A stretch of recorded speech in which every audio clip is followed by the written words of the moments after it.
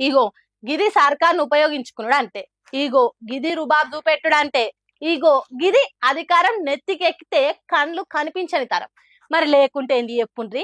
ఎన్నికల ప్రచారం చేయొద్దని ఎవ్వరనరు, కానీ పబ్లిక్ ను పనులు చేసుకొని ఇవ్వకుండా ఇట్లా ఇబ్బంది పెట్టుడే మంచిగా లేదు.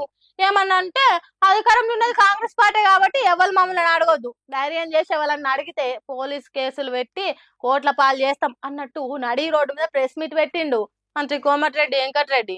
అసలే అది హైదరాబాద్ పట్టణం, చిన్న యాక్సిడెంట్ జరిగినా ఫుల్ ట్రాఫిక్ జామ్ అవుతుంది. అసోంటిది గంటల కొద్ది ప్రచారం పేరుతోని నడి రోడ్డు మీద ప్రెస్ మీట్ పెడితే ఎంత ట్రాఫిక్ జామ్ కావాలి ఏం కథ. బండ్లు, కార్లు, బస్సులు, ట్రాలీలు, ఆటోలు అన్ని కిలోమీటర్ల కొద్ది జామ్ అయినాయి. ఆరం ఎంత కొట్టినా అడ్డం తొలగరు. ఆంధ్ర నుంచి పోదామని చూసినా సైడ్ ఇయ్యరు. విలేకరులతో మాట్లాడటానికి వీలే దొరకలేదా కాంగ్రెస్ పార్టీ మంత్రి గారికి? ఇదేం పద్ధతి అన్నట్టు తిట్టిండ్రట ట్రాఫిక్ లో ఇరుక్కున్న జనాలు.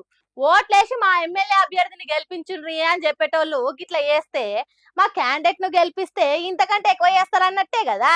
కాంగ్రెస్ పార్టీకి పబ్లిక్ వాడే తిప్పలతోని పని లేదన్నట్టే కదా. అర్ధ గంటకి ఎక్కువ ట్రాఫిక్ జామ్ లో విలేకరులతో మాట్లాడినందుకు పొట్టు పొట్టు తిడుతున్నారట తిప్పల పడ్డ జనాలు.